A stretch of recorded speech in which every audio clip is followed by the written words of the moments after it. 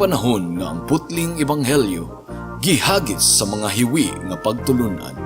Kinahanglan mo barug ang mga tinunan ni Kristo sa pagpakigbisog sa paglaban sa pagtuo, nga magkausa ug alang sa tanang panahong gihatag sa Dios ngadto sa iyang katawan. Maoy hinungdan nga namugna kining tulumanon ang putling ebanghelyo. 30 minutos nga pagsabwag sa tinuod nga ebanghelyo.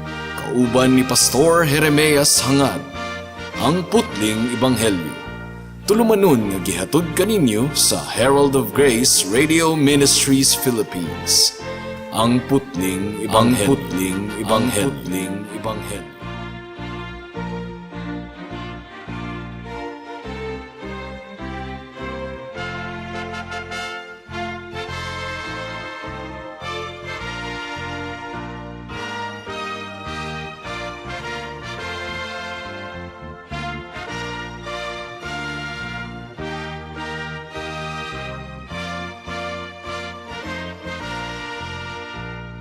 Mayong hapon Mabinay, mayong hapon Negros Oriental, Negros Occidental, Guimaras, Dumaguete City ug kutob sa tanang gidala sa Ginoo sa pagpaminaw niining atong programa nga giuluhan og ang putling ebanghelyo.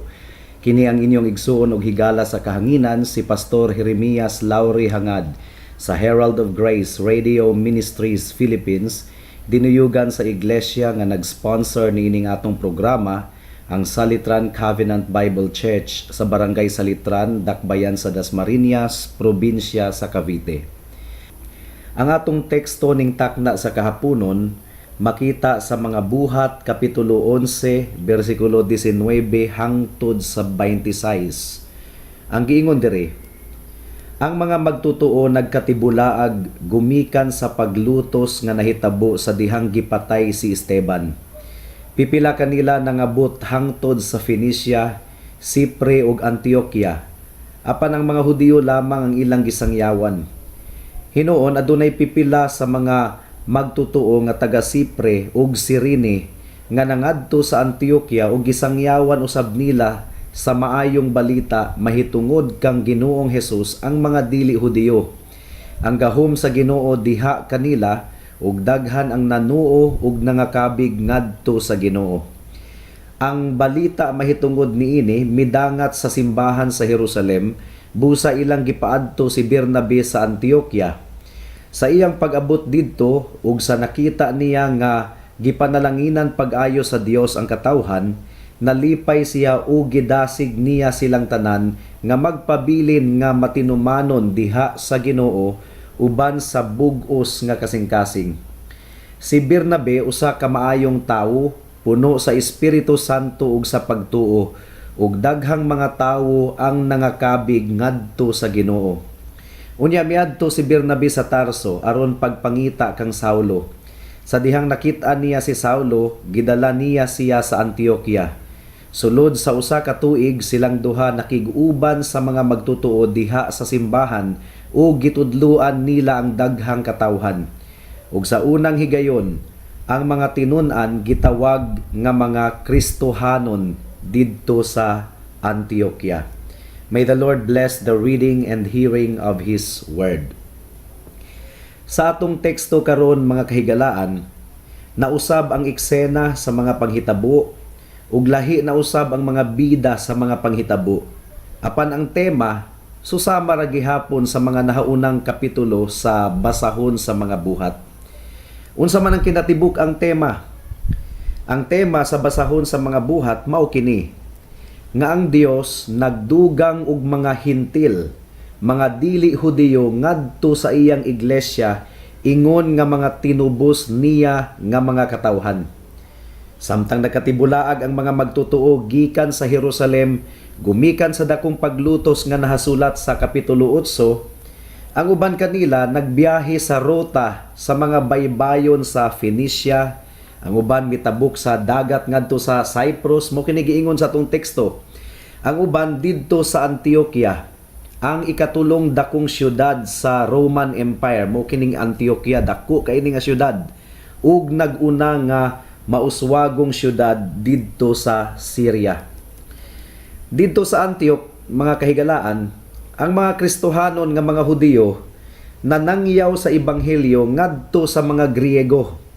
So ila nang giguba ang paril nga nagulang tali sa mga Hudiyo ug mga dili Hudiyo pinaagi sa ilang pagsangyaw sa ebanghelyo ngadto sa mga Griego. Ang bunga sa ilang pagsaksi, ang giingon sa atong teksto mga kahigalaan, mao ang malambuon nga kongregasyon nga sagol Hudiyo ug dili Hudiyo na. Kadtong iglesia nga natukod sa Antioquia, makugihon kaayo sa mga pagpanangyaw. Mahinatagon usab sa mga igsuon sa pagtuo nga anaa sa panginahanglanon ug galamiton kaayo alang sa pagpalapad sa buluhaton sa ebanghelyo hangtod didto sa Europa. So mao kini ang kasaysayan sa iglesia nga natukod didto sa Antioquia. Well, adunay duha ka bahin ang atong pagpamalandong ning takna sa kahaponon. Una, ang grasya mulahutay gayod. Usbon ko, ang grasya mulahutay gayod. Ikaduha, ang grasya dili matago. Mudangat na kita sa unang punto. Ang grasya mulahutay gayod. Una sa tanan, atong tubagon kini nga pangutana. Unsa man ang kantidad kun mahimo kitang mga tinun-an ni Kristo? Unsa man ang kantidad? Ang atong kinabuhi ba mahimong hayahay kung mahimo kitang tinun-an ni Kristo? Or daghan kaayong mga paglutos ug mga babag? Atong paminawon ang pulong mismo ni Jesus sa Mateo Kapitulo 16, versikulo 24. Ang giingon diri, unya miingon si Jesus sa iyang mga tinun-an, kung ang usa ka tawo buot mahimong akong tinun-an, kinahanglang ilimod niya ang iyang kaugalingon, pasano niya ang iyang krus, ug musunod siya kanako. So mga kahigalaan, dili di ay sayon ang mahimong tinun-an ni Jesus. Kinahanglan kunong ilimod nato ang atong kaugalingon. Nga ang buti pasabot niini, dili ta magtuman sa atong gusto, kundili mupasakop kita sa kabubuton sa Dios. Doon na pud kuno kitay cross nga palas-anunon sa matag adlaw. Mo ang giingon ni sa atong Ginoong Hesukristo. Well, sa atong teksto karon, ang bilis sa pagkadisipulo ni Kristo gipakita sa mga Kristohanon nga mga Hudiyo nga nagkatibulaag sa nagkalain-laing dapit. Atong basahon ang bersikulo 19. Ang giingon diri, ang mga magtotoo nagkatibulaag gumikan sa paglutos nga nahitabo sa dihang gipatay si Esteban. Pipila kanila nangabot hangtod sa Phoenicia, Sipre ug Antioquia.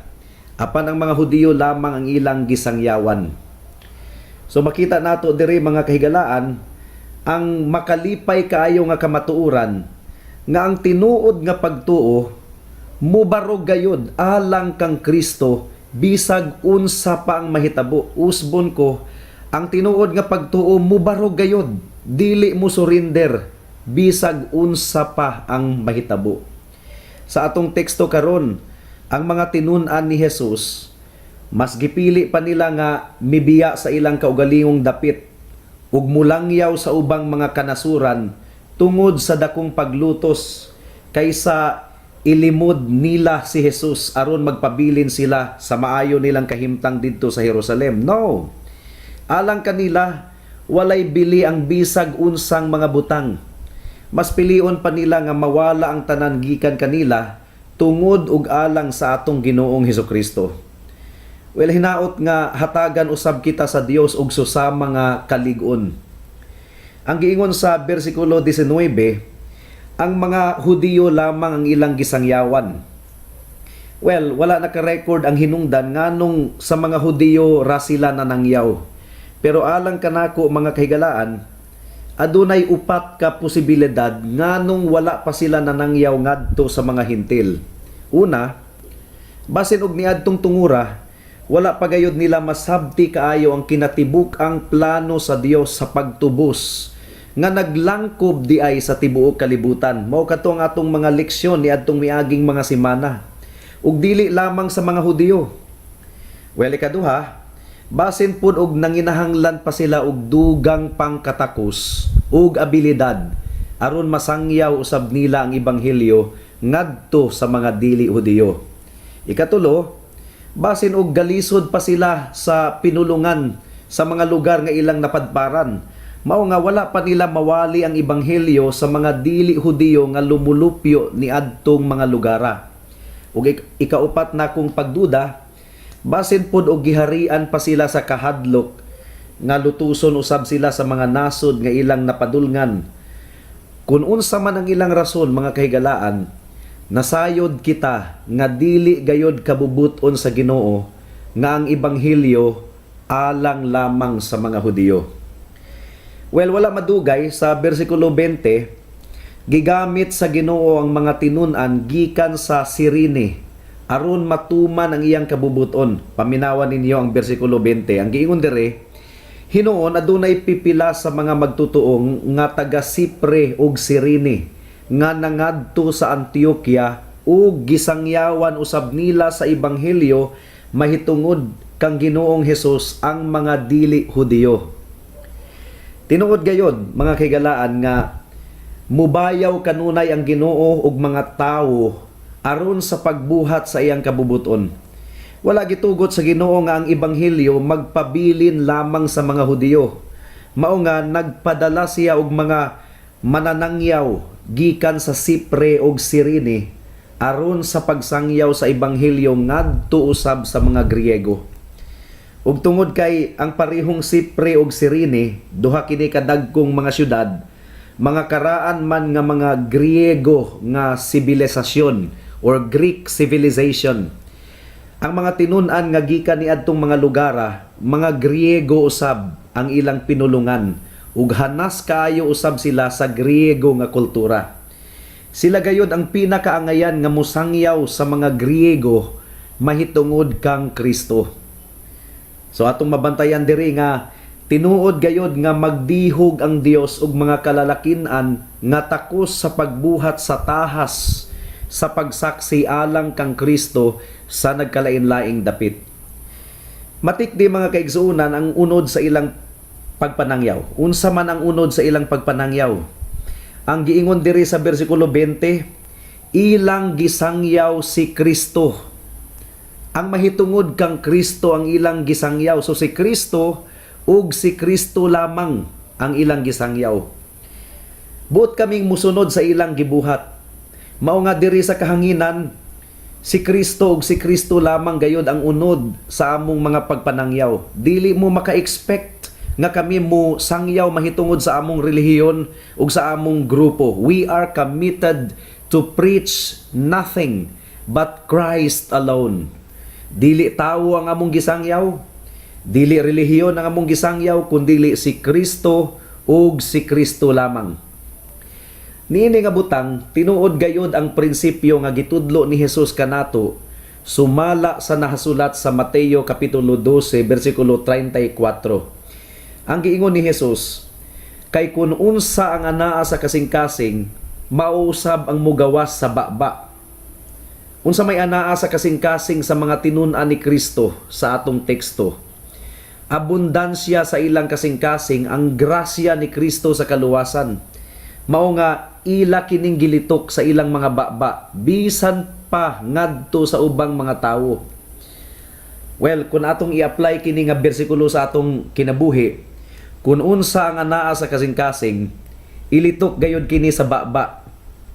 Mao nga ang mga tawo nga puno og kasuko og pagdumot ang kasing-kasing, maupod ka na ang mga tawo nga kanunay mamalika sa ilang baba. Wa mo kabantay. Kung ang kasing-kasing puno sa garbo, puro pagpanghinambog ra usab ang mugawa sa baba. Ug kung ang kasing-kasing puno sa paghigugma sa Dios, ang baba puno usab og pagdayig ug pagbayaw sa Dios. Pamalandungi kini, mga higala. Unsa ang sulod sa imong kasing-kasing? Karon mao kini ang pulong sa paghupay. Ang giingon sa bersikulo 21 sa atong teksto, ang gahom sa Ginoo diha kanila ug daghan ang nanuo ug nangakabig ngadto sa Ginoo. Ang kalampusan sa atong mga pagwali nagaagad lamang sa pagpanglihok sa mga kamot sa Ginoo. aron ang mga katawhan mutubag sa tawag sa ebanghelyo. Kini nga kamatuoran mga kaigsuonan, mao gayud dapat ang mag-aghat sa mga Kristohanon nga magampo alang sa panalangin sa ilang mga buluhaton. Magampo kita nga sa atong mga pagmantala sa pulong sa Dios, daghan ang manuo og mga kabig ngadto kang Kristo. Karon, kawang ba ang atong mga pagpangabudlay diha sa buluhaton sa Ginoo? Dili gayod. Paminawa ang giingon sa unang Korinto kapitulo 15 bersikulo 58. Ang giingon diri, busa mga minahal kong kaigsuunan, tindog kamo nga lig-on ug dili matarog. Pagkugi kamo kanunay sa inyong mga pag-alagad sa Ginoo, kay nasayod kamo nga ang inyong pag-alagad dili gayod makawang. Usbon ko ang giingon ni Pablo, ang ato kunong pag-alagad dili gayod makawang. So saad na kini sa Ginoo mga kahigalaan, nga ang atong pag-alagad kaniya dili gayod makawang. Unsaon man sa pagkakawang niini, nga ang Dios naman gyud mismo ang nag-ingon sa Isaias kapitulo 55 bersikulo 11, nga ang iyang pulong dili mubalik kaniya nga kawang lamang. Tumanon gayud niini ang tuyo sa Dios ug mulampos gayud kini. Dugang pa, dili gayud makawang ang pulong sa Dios tungod kay ang giingon sa Jeremias kapitulo 23 bersikulo 29, ang pulong sa Dios sama sa kalayo ug sa martilyo nga mudugmok sa mga bato. So unsaon man sa pagpakya sa pulong sa Ginoo, nga klaro man kaayo ang giingon sa Hebreyohanon kapitulo 4 bersikulo 12, nga ang pulong sa Dios mas hait pa sa espada nga duha ang sulab.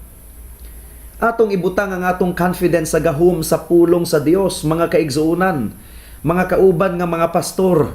Dili kita magsalig sa atong abilidad sa pagwali, kundili magsalig kita sa gahom sa atong Dios, sa gahom sa iyang pulong.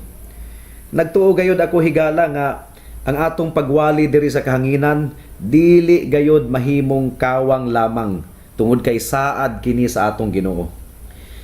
Mudangat na kita sa ikaduhang punto, ang grasya dili matago. Murar kini og suga ba nga kung imong dagkutan dili gayud matago ang kahayag niini. Atong basahon ang bersikulo 22 sa atong teksto. Ang giingon diri, ang balita mahitungod niini midangat sa simbahan sa Jerusalem. So ang maayong nahitabo sa simbahan sa Antioquia, mikuyanap ang balita mahitungod niini miabot sa simbahan sa Jerusalem. Busa ilang gipaadto si Bernabe sa Antioquia. Ang iglesia, mga kahigalaan, matud pa ni Kristo sa Mateo kapitulo 5 bersikulo 16, mga kahayag sa kalibutan, mga landag sa kalibutan, ug isip kahayag sa kalibutan, dili gayud matago kini. Ang kahayag sa testimonyo niini mabalita gayod bisan pa sa layo nga mga dapit. So dili na ikatingala nganong nakaabot ang balita mahitungod sa maayong testimonyo sa iglesia sa Antioch ngadto sa iglesia sa Jerusalem. Mao nga ilang gipadala si Bernabe didto aron sa pagsuta kung tinuod ba gayud ang balita nga ilang nadunggan. Ug nagtuo ako, mga kahigalaan, nga mao kini ang pattern sa Ginoo sa matag buluhaton nga iyang gitanom sa nagkalain-laing dapit. Kinahanglang adunay validation. Kining pag-validate sa buluhaton sa usa ka dapit. Ang buti pasabot niini, ang establisado na nga iglesia, ang karaan na nga iglesia, musuta sa iglesia nga bag-ong natukod. Kung tinuod na bagayod kini nga iglesia. So adunay interview nga mahitabo sa mga tawo kung tinuod na bagayod sila nga naluwas pinaagi sa grasya. Kinahanglang buhaton kini aron malikayan nato ang gitawag og presumption o nagtuo nga iglesia na sila or Kristohano na ang mga nagatambong nini apan dili pa diay. Karon unsa may nasaksihan ni Bernabe ni adtong nakig-uban na siya sa buluhaton didto sa Antioquia. Remember, gipadala si Bernabe sa iglesia sa Jerusalem aron sa pagsuta, aron sa pag-validate kung tinuod ba gayud ang pagpanglihok sa Ginoo didto sa Antioquia. So unsa man ang iyang nasaksihan didto sa Antioquia? Atong basahon ang bersikulo 23. Ang giingon dire, sa iyang pag-abot didto ug sa nakita niya nga gipanalanginan pag-ayo sa Dios ang katawhan, nalipay siya o gidasig niya silang tanan nga magpabilin nga matinumanon diha sa Ginoo uban sa bug-os nga kasing-kasing. Mao kini ang usa sa mga pruweba sa Biblia nga ang grasya sa Ginoo sa pagpanglihok sa mga katawhan pwede di ay nga masaksihan sa mga tawo nga nagsudong kanila. Ang buti pasabot mga kahigalaan, ang tinuod nga luwas, ang tinuod nga gipanglihukan sa Ginoo sa ilang kinabuhi, maklaro gayud kaayo sa pananaw sa mga tawo. Obvious kaayo, kung sa Tagalog pa, halata kaayo. Nasaksihan ni Bernabe mismo ang pagpamatuod sa pagtuo ug pagkakabig ngadto kang Kristo sa mga katawhan didto sa Antioquia. Adunay bunga sa ilang kinabuhi, mao nga nagmaya si Bernabe sa iyang nasaksihan. Mao kini ang prinsipyo sa practice sa mga seryoso nga iglesia. Usbon ko, mga seryoso nga iglesia ang nagpractice niini. Nagpractice sila sa kining gitawag og membership interview. Ang buti pasabot, adisir dawaton nga miyembro sa church ang usa ka aplikante, kinahanglang interviewon usa, kinahanglang mapamatud-an nga tinuod na gayod siya nga Kristohanon ug nga namunga ang ebanghelyo ug pagkabalaan sa iyang kinabuhi. Lisod na kaayo kung mag-assume kita nga Kristohano na ang usa ka tawo tungod kay usa na ka tuig nga kanunay nagtambong sa panimbahon. No. Mga kahigalaan sa among church, doon na bayay 4 na katuig nga nagsigig tambong, consistent gyud kada Domingo. So nakahuna-huna nga magpamiyembro na, nag-apply sa membership. Apan niadtong among gi-interview, agoy, migawas man gihapon sa iyang tinubagan nga ang iyang maayong binuhatan gihapon ang iyang gisaligan alang sa iyang kaluwasan. So 4 na katuig nga gasigig paminaw sa wali sa among simbahan ug ang klaro kayong giwali gikan sa Biblia nga ang kaluwasan dili pinaagi sa buhat kundi pinaagi lamang sa grasya sa Dios nga madawat sa tanang mutuo, maghinulsol sa mga kasalanan ug mutuo kang Kristo. Mao kini ang kaluwasan nga gitudlo sa Biblia. 4 na katuig nga gasigig tambong, wala pa daig gihapon maluwas.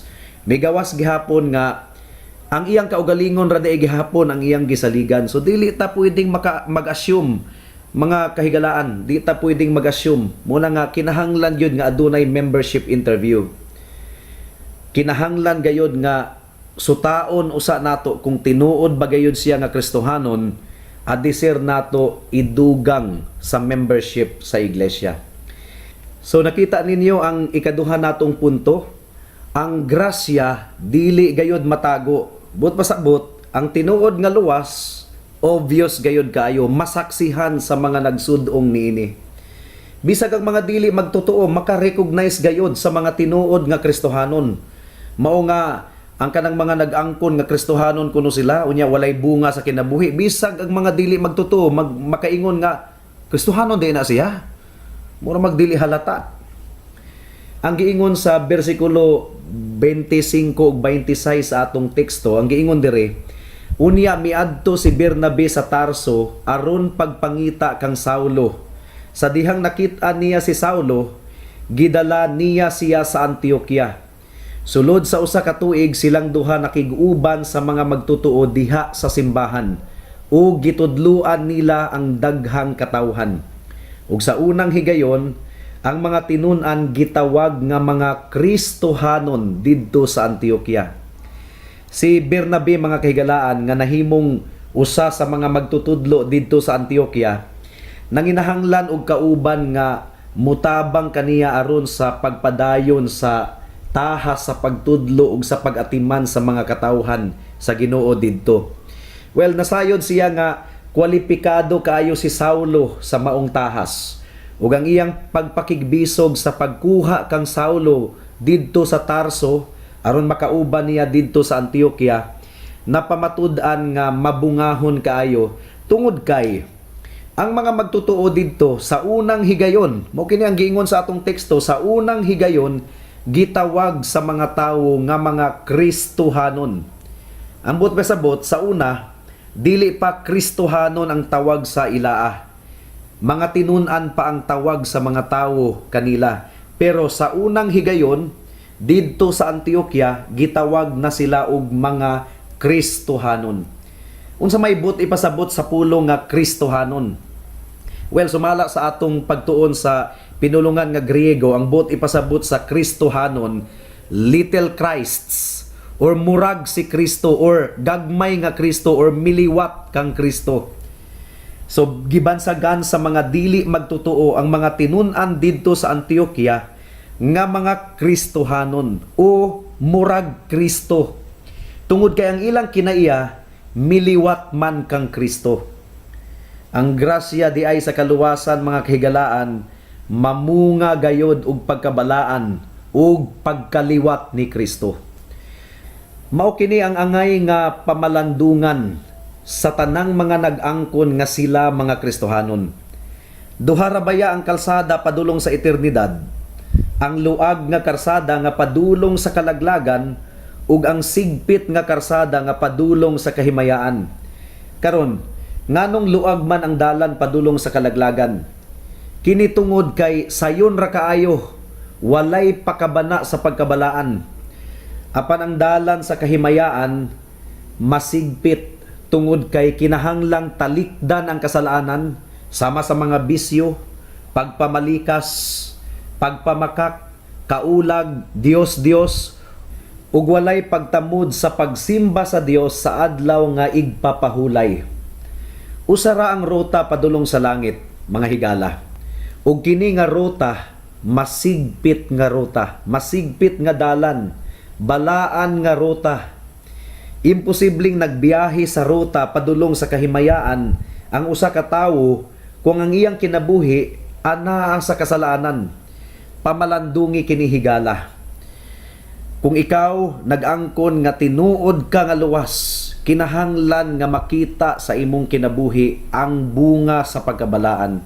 Kay kung walay pagkabalaan sa imong kinabuhi, usa lang ang konklusyon matod sa Biblia. Dili ka pa tinuod nga Kristohanon.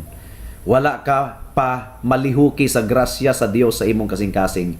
Kinahanglan kang maghinulsol sa imong mga sala. Ang kuno nimo nga ikaw makasasala ug dili ka makaluwas sa imong kaugalingon. Dangop kang Kristo.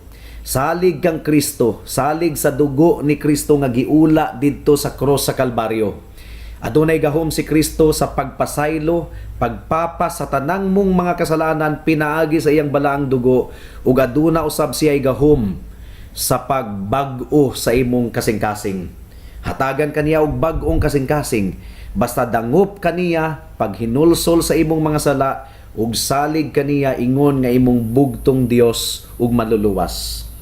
Buhata kini karon kay basin og ugma ulahi na ang tanan. Hangtod dinhi lang kita taman sa atong pagtuon karong taknaa tungod kay wala na kitay oras pa.